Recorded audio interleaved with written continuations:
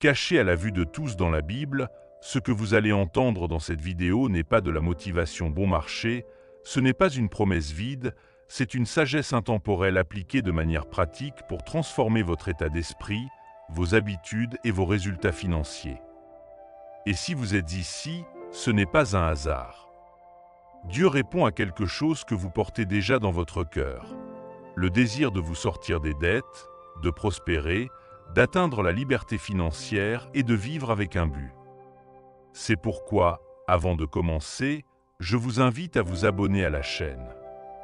C'est un espace pour les personnes qui veulent prospérer avec des principes éternels. Ici, nous parlons de comment gagner de l'argent, grandir dans la foi et appliquer la parole de Dieu dans tous les domaines de votre vie, en particulier dans vos finances. Et en tant que communauté, nous entamons un voyage de véritable transformation. Nous allons révéler cette habitude biblique qui, si vous les appliquez pendant les 30 prochains jours, vous verrez des portes s'ouvrir là où aujourd'hui vous ne voyez que des murs. Mais attention, l'habitude numéro 6, que nous révélerons plus tard, est la plus surprenante et la moins pratiquée, et c'est peut-être précisément ce qui bloque votre croissance. Ne passez pas à autre chose sans les noter toutes. Ce contenu n'a pas été créé pour vous divertir. Il a été conçu pour vous confronter, vous inspirer et vous pousser vers un nouveau niveau. Un niveau où les pensées de pénurie ne gouvernent plus votre esprit, où vous déclarez et vivez les promesses de la parole, où vous travaillez avec excellence et avec confiance que c'est Dieu qui donne la croissance. Alors, prenez un carnet, ouvrez votre esprit et votre âme, car aujourd'hui n'est pas seulement le début d'une vidéo. Aujourd'hui marque le début d'un nouveau cycle dans votre histoire. Un cycle de transformation financière, mentale et spirituelle. Et celui qui arrivera au bout avec discipline verra des résultats. Habitude 1. Renouvelez votre esprit, le fondement de la prospérité. Commençons par le commencement. Tout ce que vous vivez a d'abord commencé dans votre esprit. Vous êtes ce que vous pensez. Ce que vous pensez, vous le faites. Et ce que vous faites devient une habitude. C'est une vérité confirmée par la science, par les millionnaires modernes et depuis des millénaires, par la Bible elle-même. Vos pensées sont des graines, et si chaque jour vous semez des pensées d'échec, de doute, de comparaison, de pénurie, n'espérez pas récolter l'abondance. Beaucoup de gens veulent sortir de la pauvreté sans d'abord se défaire d'une mentalité de pauvreté. Joseph, le personnage qui nous accompagnera dans ce voyage, n'était qu'un jeune rêveur. Ses propres frères l'ont rejeté pour avoir de grandes visions, mais il n'a pas laissé le rejet des autres définir ce qu'il pensait de lui-même. Il savait que son histoire ne se limiterait pas à la fosse où il avait été jeté, car son esprit avait déjà été élevé par Dieu. Joseph a été formé par le ciel à être fidèle dans la pénurie avant d'être utilisé dans l'abondance. Aujourd'hui, vous êtes peut-être entouré de chaos, de factures que vous ne pouvez pas payer, de paroles négatives, de frustration, mais ce qui compte n'est pas ce qui se passe autour de vous. Ce qui définit votre direction, c'est ce que vous choisissez de penser lorsque tout semble être contre vous. L'ennemi peut toucher vos circonstances, mais il ne peut pas contrôler vos pensées à moins que vous ne les lui abandonniez. Votre liberté financière commence par une nouvelle pensée. Oui, c'est possible. Oui, je peux grandir. Oui, je peux devenir quelqu'un qui génère de la valeur. Car la prospérité n'est pas de la chance, c'est la conséquence d'un état d'esprit transformé. Si vos pensées sont de foi, de responsabilité et de vision, tôt ou tard, vos résultats le seront aussi. Joseph n'avait pas d'argent, pas de soutien, pas de pouvoir, mais il avait un esprit façonné par l'espoir, et cela a suffi pour résister, avancer et prospérer. Chaque jour où vous choisissez de penser comme Dieu pense, vous êtes plus proche de voir sa main dans vos finances. C'est pourquoi cette première habitude n'est pas seulement une étape, c'est le fondement de tout le processus. Aujourd'hui, beaucoup sont encore piégés dans des schémas mentaux hérités. Des phrases comme « je ne suis pas né pour être riche, c'est pour les autres »,« je ne réussirai jamais » activent des cycles invisibles de limitation.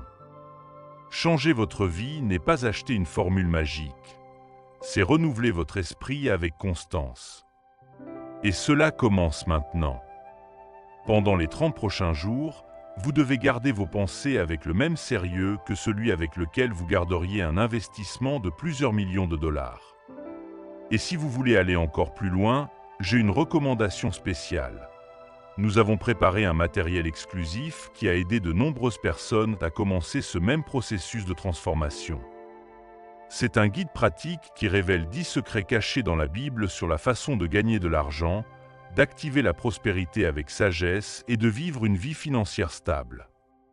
La plupart des gens n'ont jamais utilisé ces principes correctement, et c'est pourquoi ils ne voient pas de résultats. Mais vous pouvez commencer différemment. Cliquez sur le premier commentaire épinglé et accédez à ce matériel enrichissant. Nous commençons un défi spirituel de 30 jours ensemble en tant que communauté. Ne brisez pas cette chaîne. Chaque jour compte. Chaque pas est important. Et si vous faites votre part, Dieu fera la sienne. Habitude 2. Consacrez votre travail, construire sur un terrain solide. Beaucoup se demandent comment prospérer, comment gagner de l'argent, comment atteindre la liberté financière, mais ils oublient quelque chose d'essentiel. Si ce que vous faites n'est pas consacré à Dieu, vous construisez sur du sable. La Bible dit dans Proverbe 16h3 « Confie à l'Éternel tes œuvres, et tes projets réussiront ». C'est-à-dire que lorsque vous mettez votre travail entre les mains de Dieu, même vos idées, vos plans et vos décisions s'alignent sur le bon but. Imaginez que vous allez démarrer une entreprise, entreprendre quelque chose de nouveau, ou simplement travailler une journée de plus. Avant d'ouvrir votre ordinateur, avant de prendre un outil, avant de servir un client, arrêtez-vous, priez et consacrez ce moment au Seigneur. Dites-lui, Dieu, c'est pour toi. Que ta faveur m'accompagne dans chaque action aujourd'hui. Cela change tout. Joseph, lorsqu'il a été vendu comme esclave et emmené en Égypte, a commencé à travailler dans la maison de Potiphar. Ce n'était pas sa terre, ce n'était pas sa langue, ce n'était pas sa culture. Mais dans Genèse 39, nous lisons que l'Éternel était avec Joseph, et c'était un homme qui réussissait. Pourquoi? Parce que tout ce qu'il faisait, il le faisait comme si c'était pour Dieu. Il n'y avait pas de caméra, pas de patron qui surveillait, mais Dieu voyait son excellence. Aujourd'hui, il y a beaucoup de gens qui font leur travail avec négligence. Un maçon qui pose mal les fondations d'une maison, une couturière qui livre quelque chose sans vérifier, un jeune qui rend ses devoirs sans effort. Peu importe que vous soyez entrepreneur, coiffeur, chauffeur ou secrétaire. Si vous faites ce que vous faites comme pour Dieu, l'excellence vous ouvrira des portes. La prospérité ne vient pas seulement d'avoir des idées, elle vient d'agir avec un but. Joseph n'avait pas de liberté, mais il avait du caractère. C'est pourquoi, même en tant qu'esclave, il a été mis à la tête de toute la maison de Potiphar. Quand vous faites plus que ce qu'on vous demande, quand vous travaillez avec intégrité même sans récompense immédiate, Dieu voit et Dieu honore. Votre salaire peut venir d'une entreprise, mais votre provision vient du ciel. Chaque fois que vous consacrez ce que vous faites au Seigneur, vous dites « Tu es ma source ». Et quand Dieu est votre source, vous ne manquez jamais de rien. Ce qui est petit aujourd'hui peut se multiplier demain, mais cela dépend de la manière dont vous le livrez aujourd'hui. Et n'oubliez pas, l'excellence n'est pas la perfection, c'est le dévouement. C'est donner le meilleur de soi avec ce que l'on a. Et si aujourd'hui vous n'avez qu'un peu, que ce soit le meilleur de votre peu. C'est ce que Dieu multiplie, non pas la quantité, mais la qualité du cœur avec lequel vous le faites. C'est ce qui a mené Joseph de l'anonymat au gouvernement. Et vous, comment agissez-vous aujourd'hui dans les petites choses? Comment servez-vous avec ce qui est entre vos mains maintenant? Parce que votre avenir ne se construira pas demain. Il se façonne aujourd'hui dans l'invisible. Et si vous êtes fidèle maintenant, Dieu sera juste en vous récompensant quand personne ne s'y attend. Maintenant, je veux que vous commentiez quelque chose de puissant. Si vous décidez vraiment de travailler avec un but, écrivez ci-dessous « Ce que je fais, je le fais pour Dieu ». Déclarez-le, écrivez-le, car chaque fois que vous le dites, vous l'affirmez dans votre esprit. Et cela peut être le premier pas pour activer la prospérité biblique dans votre vie. Vous n'êtes pas seul dans cette démarche. Nous marchons en tant que communauté. Nous traversons tous des jours difficiles, la fatigue, le découragement. Mais aujourd'hui, en tant que famille de foi, nous décidons d'élever un nouveau standard.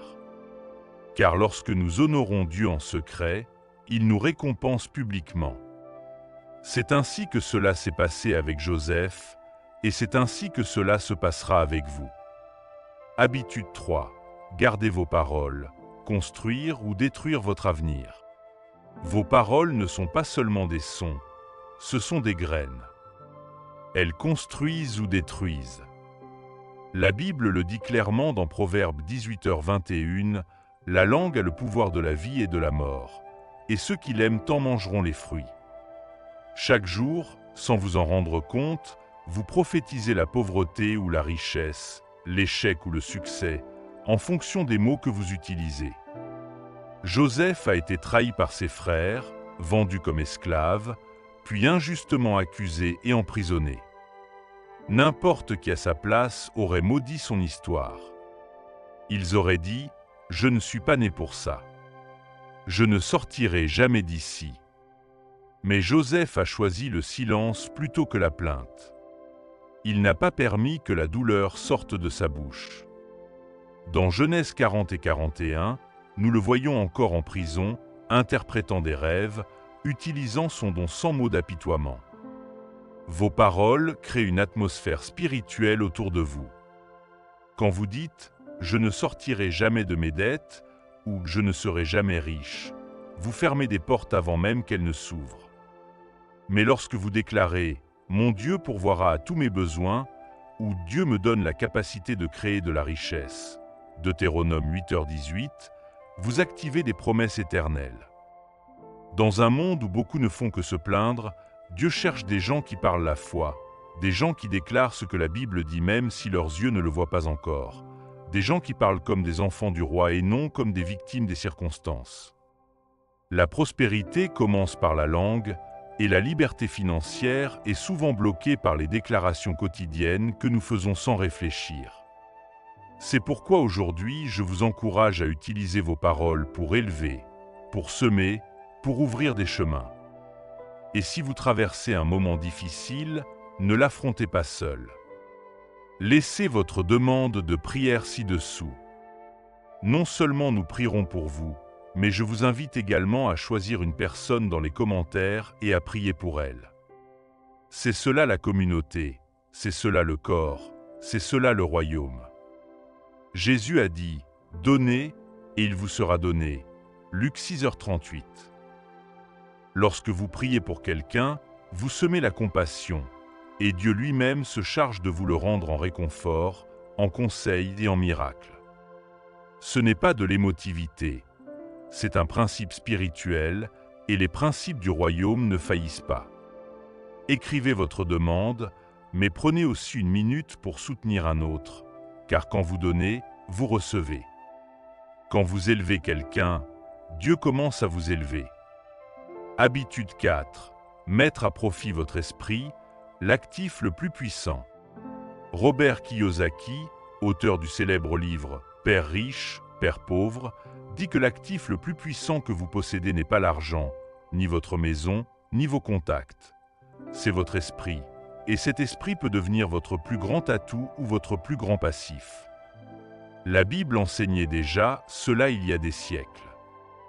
Dans Romains 12h2, nous lisons « Soyez transformés par le renouvellement de votre intelligence. Alors vous serez capable de tester et d'approuver quelle est la volonté de Dieu, sa volonté bonne, agréable et parfaite. Ce que Kiyosaki enseigne sur l'effet de levier mental est profondément biblique. Mettre à profit, c'est utiliser quelque chose de petit pour produire quelque chose de beaucoup plus grand.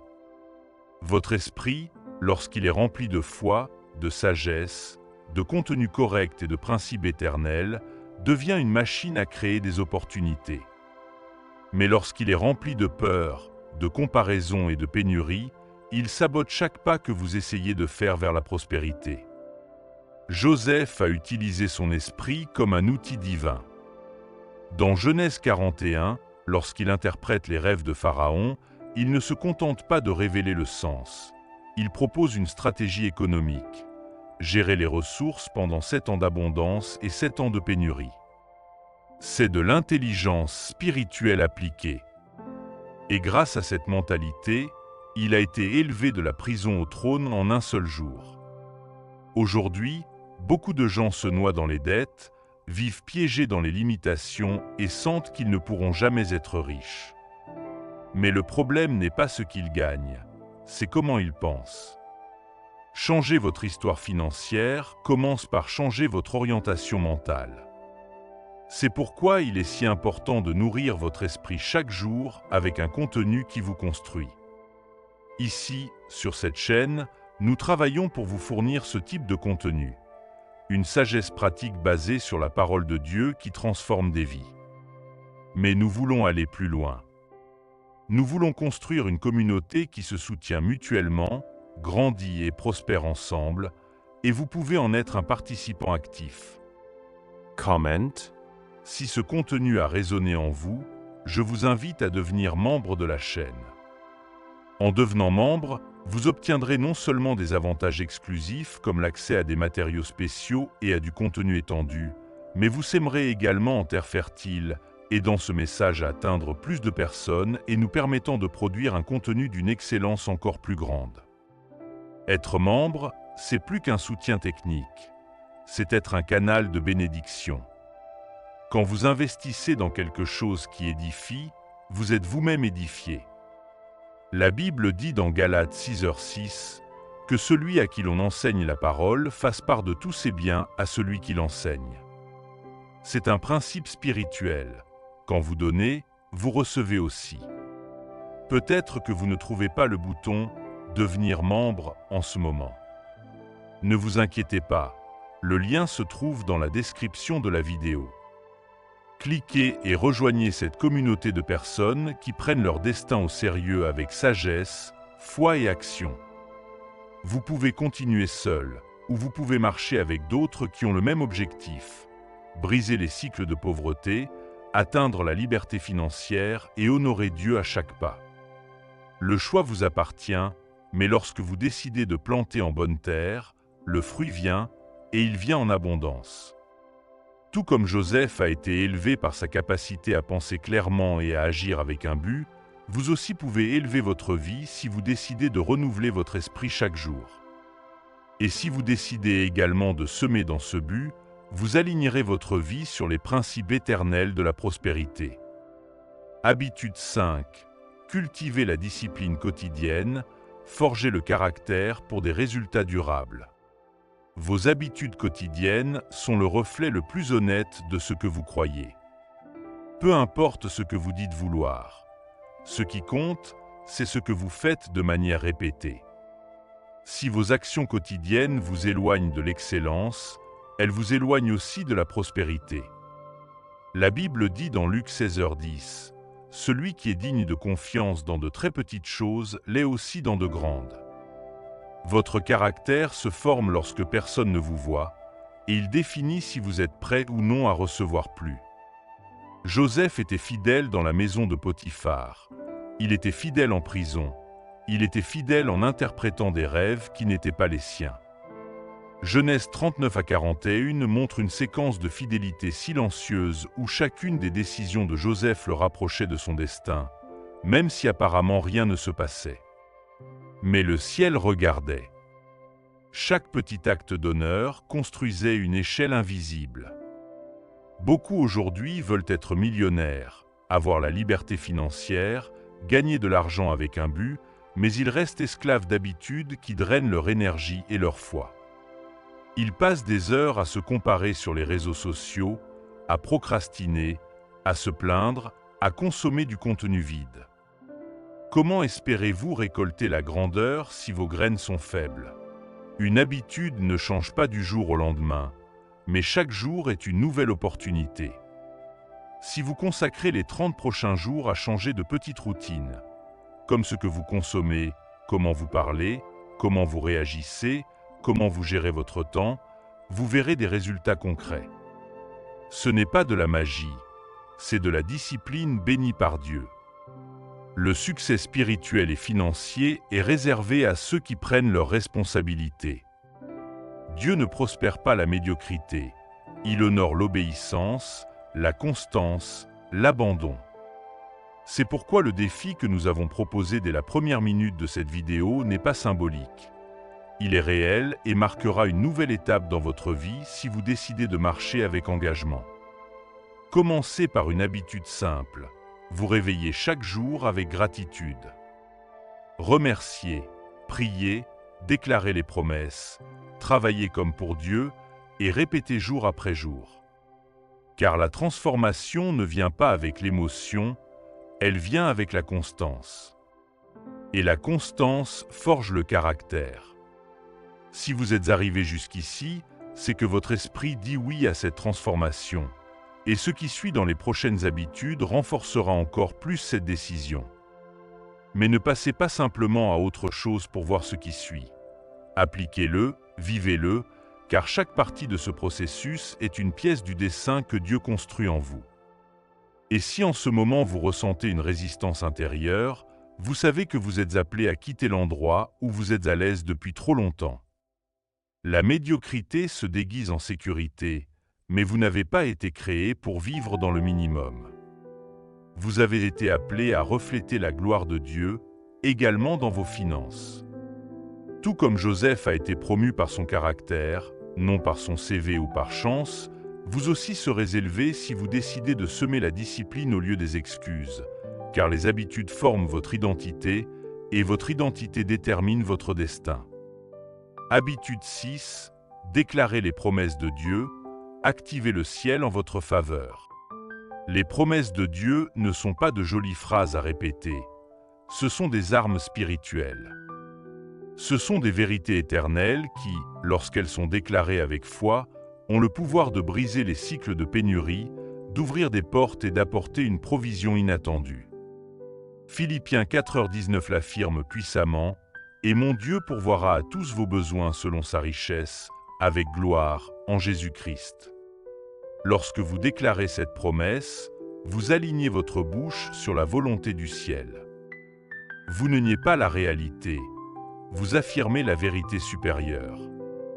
Joseph, même en prison, savait que son histoire ne se terminerait pas là, non pas parce qu'il avait des garanties humaines, mais parce que ses paroles étaient remplies d'espoir. Il parlait et agissait comme quelqu'un qui savait que Dieu était avec lui. Certaines personnes disent « Je ne crois pas au fait de déclarer des choses », mais elles vivent en déclarant la ruine chaque jour. Elles disent « C'est difficile. L'argent ne suffit pas. Je ne suis pas né pour être riche. » Sans le savoir, elles prophétisent leur pénurie. Si la mort et la vie sont au pouvoir de la langue, comme le dit Proverbe 18h21, alors vos finances sont aussi affectées par ce que vous choisissez de dire.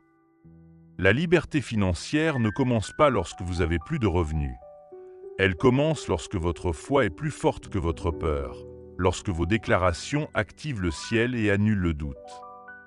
C'est pourquoi, pendant ce défi de 30 jours, l'une des habitudes les plus importantes que vous devriez cultiver est de déclarer chaque jour « Mon Dieu pourvoira à tous mes besoins ». Pas une fois, mais chaque jour. Écrivez-le dans votre carnet, collez-le sur votre mur, répétez-le en rentrant fatigué, déclarez-le avant de dormir, car cette promesse est votre bouclier contre l'anxiété. C'est votre ancre lorsque tout semble précaire, et c'est la clé qui ouvre les portes lorsque vous n'avez personne d'autre vers qui vous tournez. Ce que vous parlez révèle ce que vous croyez, Et si vous croyez que Dieu est votre pourvoyeur, alors votre bouche doit le refléter. Faites de cette déclaration une partie vivante de votre routine, car Dieu honore ceux qui l'honorent avec leurs pensées, avec leurs actions et aussi avec leurs paroles. Habitude 7. Cherchez la sagesse quotidiennement, le vrai chemin vers la richesse. La vraie prospérité ne vient pas par des raccourcis, elle vient par la sagesse. Et la sagesse ne tombe pas du ciel par accident, elle se cherche. La Bible dit dans Jacques 1h5, « Si quelqu'un d'entre vous manque de sagesse, qu'il la demande à Dieu, qui donne à tous généreusement, sans faire de reproches, et elle lui sera donnée. » Il ne dit pas peut-être, il ne dit pas si vous faites tout parfaitement, il dit elle sera donnée. C'est une promesse. Joseph n'a pas été élevé pour avoir des études égyptiennes. Il a été élevé pour avoir une sagesse divine. Dans Genèse 41, Pharaon est étonné et dit « Pouvons-nous trouver quelqu'un comme cet homme, en qui est l'Esprit de Dieu ?» Joseph a été reconnu non pour sa force, mais pour son discernement. C'est ce qui l'a fait passer du cachot au palais. Aujourd'hui, plus que jamais, nous avons besoin de sagesse, non seulement pour sortir des dettes ou pour gagner de l'argent, mais pour savoir comment gérer ce que nous avons, prendre des décisions correctes, éviter les pièges financiers et avancer avec paix au milieu de tant de pression. Le monde crie des offres, des promesses rapides, des stratégies vides, mais seul Dieu offre une vraie direction.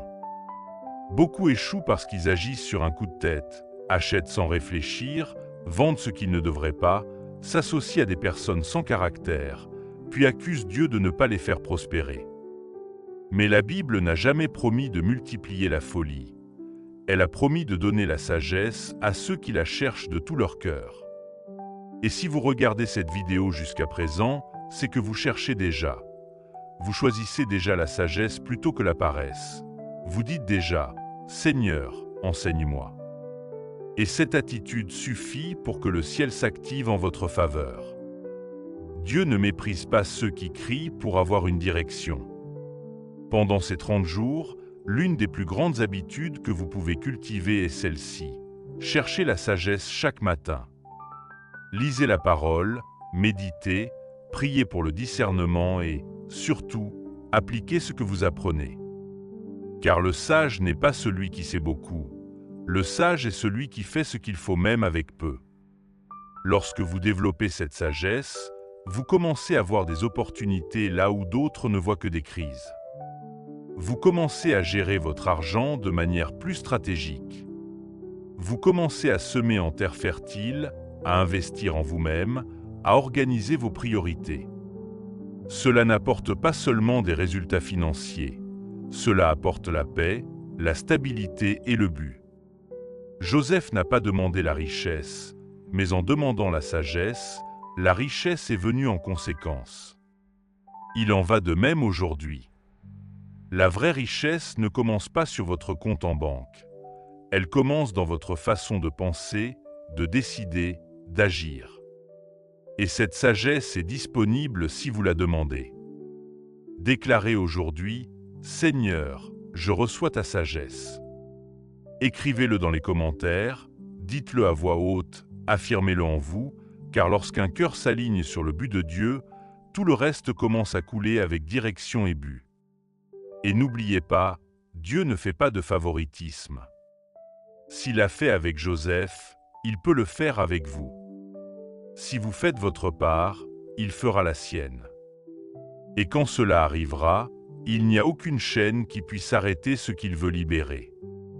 L'excellence n'est pas un acte public, c'est une décision privée. C'est ce que vous faites quand personne ne regarde, quand il n'y a pas de « j'aime », pas d'applaudissements, pas de reconnaissance. Et c'est là, en secret, que Dieu évalue votre caractère. Jésus a dit dans Matthieu 6h4, « Alors ton Père, qui voit ce qui est fait en secret, te le rendra. » Joseph l'a compris dès le début. Lorsqu'il a été injustement emprisonné, il avait toutes les raisons d'abandonner. Il était loin de sa famille, il avait été trahi, et il n'y avait aucun signe de récompense. Mais dans Genèse 39, 22, nous lisons que le chef de la prison mit Joseph en charge de tous ceux qui étaient détenus dans la prison, et il était responsable de tout ce qui s'y faisait. Comment est-il possible de prospérer en prison? Seulement si vous décidez de maintenir l'excellence même au milieu de la douleur. Aujourd'hui, beaucoup de gens s'attendent à être promus avant d'être fidèles. Ils veulent plus de responsabilités, plus d'argent, plus de visibilité, mais ils font le strict minimum dans ce qu'ils ont déjà. Ils travaillent avec médiocrité, servent sans enthousiasme, livrent avec dédain. Mais Dieu ne prospère pas la négligence. Dieu honore la fidélité. Faites tout comme pour le Seigneur, non pas comme une obligation, mais comme une adoration. Quand vous nettoyez une maison, faites-le avec excellence. Quand vous servez un client, faites-le avec intégrité. Quand vous étudiez, quand vous cuisinez, quand vous vous occupez de vos enfants, faites-le comme si Dieu lui-même regardait, car il regarde. Chaque acte excellent est une graine, et même si le fruit met du temps à arriver, il arrivera. Vous n'avez pas besoin que le monde vous valide. Vous avez besoin que Dieu vous approuve. Et cela se produit lorsque vous vivez chaque jour comme si vous étiez déjà au palais, même si vous êtes encore dans le désert. Joseph n'a jamais attendu de sortir de prison pour agir avec excellence. Il a agi ainsi, et c'est pourquoi il est sorti. L'excellence n'est pas la perfection, c'est le dévouement. C'est donner le meilleur de soi avec ce que l'on a. Et si aujourd'hui vous n'avez qu'un peu, que ce soit le meilleur de votre peu. C'est ce que Dieu multiplie, non pas la quantité, mais la qualité du cœur avec lequel vous le faites. C'est ce qui a mené Joseph de l'anonymat au gouvernement. Et vous, comment agissez-vous aujourd'hui dans les petites choses? Comment servez-vous avec ce que vous avez entre vos mains maintenant? Parce que votre avenir ne se construira pas demain. Il se façonne aujourd'hui dans l'invisible. Et si vous êtes fidèle maintenant, Dieu sera juste en vous récompensant quand personne ne s'y attend. Écrivez cette vérité dans votre cœur. La promotion ne vient ni du nord ni du sud, elle vient de Dieu. Et il voit au-delà des CV, des titres, des relations humaines. Il voit ce que vous faites en silence, et quand le moment vient, il vous élève devant tout le monde. N'attendez pas d'avoir une grande plateforme pour agir avec excellence. L'excellence est ce qui vous mène à cette plateforme, et quand ce jour viendra, vous serez prêt non seulement à la recevoir, mais à la soutenir avec caractère. Steve Harvey, l'un des communicateurs les plus célèbres des États-Unis, a traversé des moments d'extrême pauvreté avant de connaître le succès. Il a dormi dans sa voiture, sans argent, sans maison, sans stabilité, mais il n'a jamais cessé de déclarer qu'un jour il triompherait. Selon ses propres mots, « Je parlais de ce que je voulais même quand je n'avais rien ». C'est la loi de l'attente. Cette loi enseigne que vous n'attirez pas ce que vous désirez, mais ce que vous attendez. Et si vous vous attendez à l'échec, c'est ce qui se manifeste. Mais si vous attendez avec foi que quelque chose de bon se produise, vous semez une puissance spirituelle dans votre avenir. Jésus lui-même nous a dit dans Marc 11h24, « C'est pourquoi je vous dis, tout ce que vous demandez en priant, croyez que vous l'avez reçu, et cela vous sera accordé. » La foi n'est pas seulement demander, c'est attendre activement. Joseph vivait aussi par l'attente. Même emprisonné, il se comportait comme s'il était libre. Même en tant qu'esclave, il parlait comme un prince. Il s'attendait au meilleur, non pas parce que son environnement lui en donnait les raisons, mais parce qu'il connaissait le Dieu qui détenait les promesses. Dans Genèse 41, alors que tout semblait impossible, en un seul jour, il a été appelé au palais. Ce qu'il attendait en secret, Dieu l'a accompli publiquement. Aujourd'hui, vous êtes peut-être dans votre voiture comme Steve Harvey ou dans votre prison comme Joseph. Vous faites peut-être face à des dettes, à un manque d'opportunités, à des portes fermées, mais si vos pensées et vos paroles sont alignées sur la foi, quelque chose de puissant peut être activé. Ce n'est pas de la psychologie bon marché, c'est un principe spirituel. Il est temps d'élever vos attentes. Attendez-vous à ce que quelque chose de bon se produise aujourd'hui. Attendez-vous à ce que Dieu ouvre des chemins. Attendez-vous à ce que votre esprit s'élargisse, que votre cœur se renforce, que votre économie se stabilise. Car quand vous vous attendez au bien, vous l'attirez. Et quand vous l'attirez, Dieu le multiplie. Commencez à agir comme celui qui a déjà été libéré. Déclarez ce que vous voulez voir. Notez vos objectifs. Priez comme si vous étiez déjà dans l'accomplissement. Vivez comme celui qui prépare le terrain pour la récolte, car c'est ce que fait la foi. Elle prépare l'espace avant de voir le miracle. Faites comme Steve Harvey, comme Joseph. Attendez-vous au meilleur, même quand tout crie le contraire. C'est l'attitude qui précède les grandes transformations, et Dieu ne manque jamais de répondre à ceux qui attendent avec confiance. Et si vous l'attendez, préparez-vous, car quand Dieu agit, il ne le fait pas à moitié. Il honore ceux qui croient, travaillent et attendent en son nom. Le processus entier de Joseph semblait injuste. Sa fidélité ne l'a pas empêché d'être trahi. Son intégrité ne l'a pas empêché d'être emprisonné. Son obéissance ne l'a pas libéré de l'oubli. Mais à aucun moment il n'a cessé d'être fidèle, car la fidélité ne dépend pas des résultats, elle dépend du caractère. Et lorsque Dieu trouve la fidélité en secret, il se charge de l'exposer dans la gloire. Dans Genèse 41, Joseph a été appelé de la prison au palais en un seul jour. Pharaon l'a fait gouverneur d'Égypte, l'homme le plus puissant après le roi.